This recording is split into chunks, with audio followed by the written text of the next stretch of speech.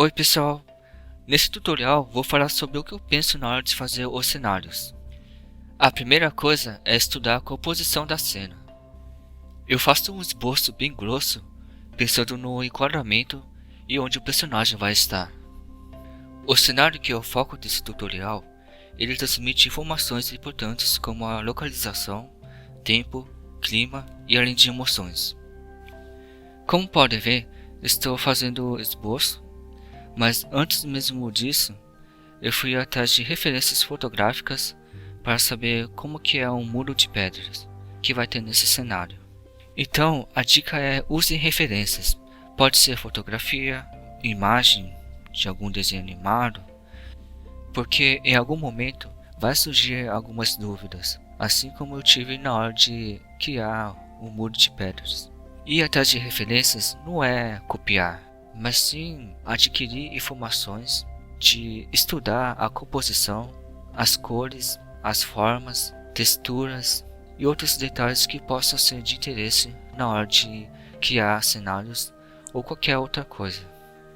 Como podem ver, eu faço uma camada com tons de cinzas porque tem muitos artistas que pintam primeiro em preto e branco para estudar o contraste, a iluminação, para depois colorir. Mas nesse caso eu só fiz para mostrar que tem essa possibilidade e também como uma referência. Porque eu tenho o costume de primeiro pintar as cores bases e escolho as cores mais ou menos como que vão ser. E crio uma camada de ajuste com saturação menos 100 para criar esses tons de cinzas e ter essa noção de contraste e valores. Então é só ativar e desativar esse camada de ajuste que eu já tenho essa possibilidade de visualizar esses tons de cinzas. Bem, é um jeito demorado de fazer a pintura, já que em todo o processo eu vou mudar de cor e ajustando de acordo com o clima que eu quero passar no cenário. Mas o importante mesmo é como aplicar as cores e a iluminação. Durante o vídeo vocês podem perceber que eu uso bastante camadas, mas ignorem isso, porque dá para fazer em poucas camadas. Como podem ver, depois que eu defino as cores bases, eu já começo a acrescentar detalhes e também luz e sombra. Bem, antes de mostrar isso, vou falar algumas dicas que são básicas, mas que podem ajudar a pensar no uso das cores e da iluminação para pintar qualquer coisa. Primeiro vou falar sobre a luz e sombra. É uma coisa básica. Eu vou usar essa esfera como exemplo. Antes de tudo, só visualizamos alguma coisa por causa da luz. Então eu defino uma fonte de luz, que pode ser o sol ou luz artificial, fogo também, alguma coisa luminosa. Essa fonte de luz vai influenciar na iluminação do objeto. Existem esses detalhes como o brilho, a luz, penumbra, sombra própria, reflexo e a sombra projetada. A maioria desses detalhes vocês vão perceber na hora de fazer o cenário. Agora eu vou falar sobre a sombra projetada. Ela possui variações de acordo com a fonte da luz e a distância entre o objeto e a superfície em que a sombra será projetada. Então, quanto mais perto o objeto estiver da superfície, a sombra projetada fica mais dura, e quanto mais distante, a sombra fica mais difusa. Mas pode haver mudanças dependendo da intensidade que a fonte da luz possui. Como no exemplo do cenário, a sombra projetada da árvore sobre o chão mesmo distante, essa sombra ainda é visível, com alguns detalhes das folhas, com pouca difusão, já que por causa da intensidade do sol, a sombra fica dessa forma. Mas se por acaso o tempo fosse nublado, a sombra ficaria difusa. E uma coisa legal é que a direção da luz também influencia na sombra projetada. A sombra perto do objeto fica mais dura e mais distante fica mais difusa, como no exemplo. Mas vou mostrar outra coisa. Fiz as duas esferas, uma com cor da mesma matiz e outra com matizes diferentes. Como pode ver, o da direita, a região da luz é mais amarelada por causa do sol e a região da sombra mais azulada por causa do reflexo do céu. Pode parecer loucura, mas o céu influencia também no ambiente como um todo.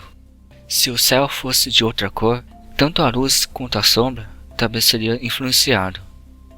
Assim, falando de cores, é uma coisa que eu vou abordar nesse tutorial. Vou começando pelo básico. Essas são as cores primárias, são cores puras: amarelo, vermelho, azul. Ao misturar, surgem as cores secundárias: o verde, laranja, o violeta. E ao misturar mais, surgem as cores terciárias, e assim por diante. Dessa forma, a gente consegue criar a roda de cores, que vai ser importante para mostrar o uso das cores neste tutorial. As cores complementares é o que vai ser importante na hora de criar contrastes na pintura. São cores mais distantes uma das outras, como pode ver nessa roda de cores. E uma outra forma de saber qual é uma cor complementar é quando misturamos duas cores primárias, por exemplo, azul com vermelho dá violeta. Então o amarelo, que é o terceiro cor, que não faz parte dessa mistura, é a cor complementar. Se misturamos amarelo com azul, dá verde. Então a cor complementar é o vermelho. E assim por diante. Qualquer coisa também vocês podem verificar na roda de cores.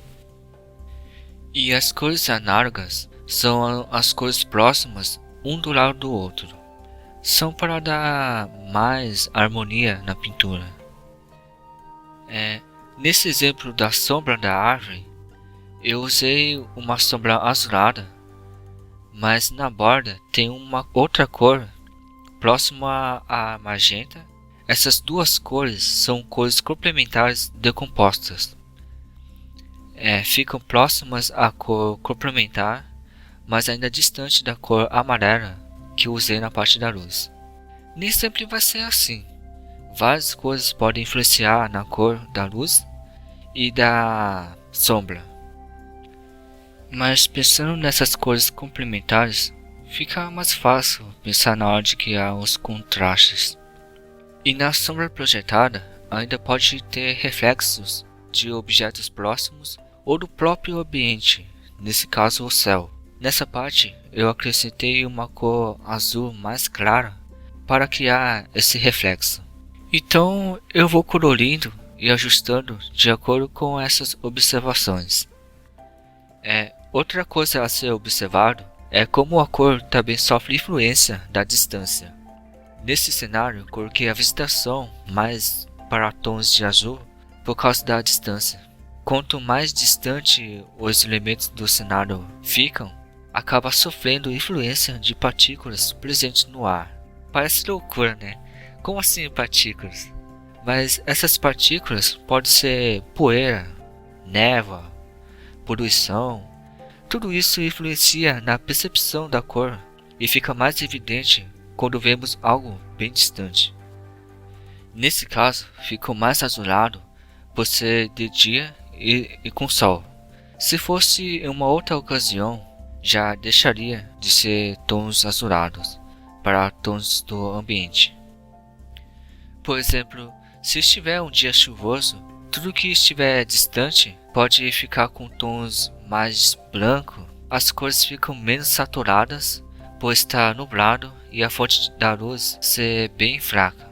Mas ainda assim pode ter tons azuis em algumas partes. E existem alguns detalhes que podem ser reaproveitados, como na cerca. Ao invés de colorir uma cerca inteira, eu só fiz uma parte e colori, só dupliquei, aí já facilita. Assim, em todas as partes eu faço a luz, sombra, reflexo, dando volume nos elementos e a sombra projetada, e criando o ambiente e o clima que a cena vai ter. Esse tipo de pintura ainda é estilizada, mas ao colocar esses detalhes enriquece o cenário. Mas nada impede de fazer o cenário mais simplificado e com paleta de cores mais limitadas. Isso também pode ser um estilo. Depende muito do que se quer fazer. Um cenário realístico, com bastante detalhes, ou cenário mais simplificado, cartoonizado. Aí cada estilo possui a sua necessidade de criar detalhes ou o uso de cores. Valeu pessoal por assistir esse tutorial. Eu espero ter compartilhado um pouco do que eu sei sobre sobre pintura. Tem muitas, mas muitas coisas que tem por aí.